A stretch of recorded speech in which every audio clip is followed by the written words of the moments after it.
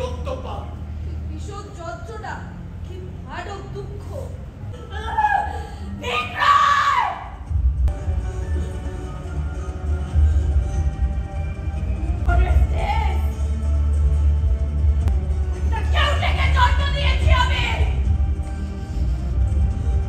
দর্শকদের সাড়া প্রচণ্ড পেয়েছি।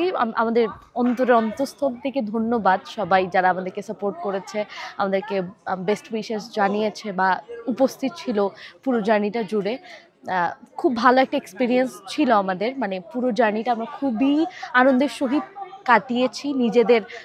নিজেদেরকে ভিন্নভাবে অনুধাবন করেছি, ভিন্নভাবে চিনেছি। অনেক ভালো একটা এক্সপিরিয়েন্স ছিল। বাংলাদেশে এই নাটকটা আসলে কখনো মঞ্চায়িত হয়নি, গ্রিক নাটক এই তর্পণ বাহকেরা। এবং এরপর যখন এই নাটকটা ভিন্নভাবে যখন দর্শকরা দেখতে পায়, যেখানে গ্রিক নাটককে আমরা কোরাসদের ব্যবহার করেছি, কোরাসদের অংশগ্রহণ কিংবা গ্রিক সেই সকল বীরদের চরিত্র, যে চরিত্রগুলো হয়তো ছোটোবেলা থেকে মানুষ জানে কিংবা কখনো সেই চরিত্রগুলো হয়তো মঞ্চে ফুটে আসেনি, তো সেইগুলো দেখে মানুষ আসলে পছন্দ করেছে। এবং দর্শক যখন সফল হয়েছে বা দর্শক যখন পছন্দ করেছে, তখনই আমরা আসলে সার্থক। আমাদের যাত্রাটা শুরু হয়েছিল একদমই কি বলবো, it was like a dream, just like a dream. আর সবচেয়ে বড় কথা হচ্ছে থিয়েটার তো এত সহজ না।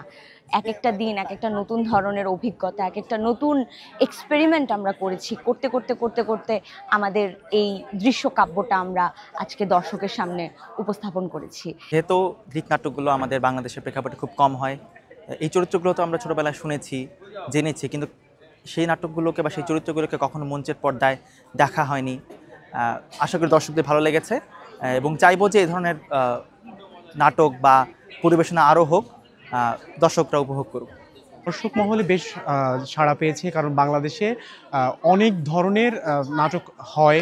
আর গ্রিক নাটক হলেও গ্রিক নাটকে খুবই একদম কিছু স্পেসিফিক কিছু নাটক আসলে হয়ে থাকে। এইসব একদম নতুন নতুন নাটকগুলো আসলে হয় না। সেক্ষেত্রে এটা বেশ একটি ইনিশিয়েটিভ একটা কাজ।